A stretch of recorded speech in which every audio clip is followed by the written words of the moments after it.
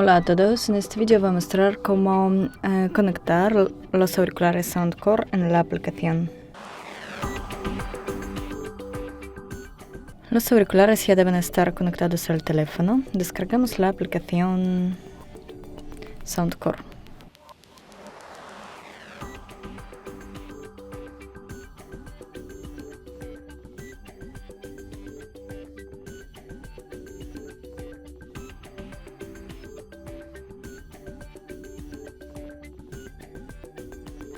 Abrimos la aplicación, otorgamos algunos permisos y podemos iniciar sesión.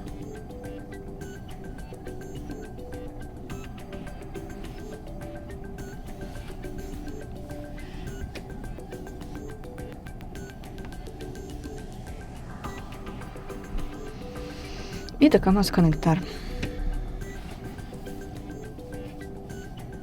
Y eso es todo. Gracias por ver, denle like y suscríbanse a nuestro canal. Adiós.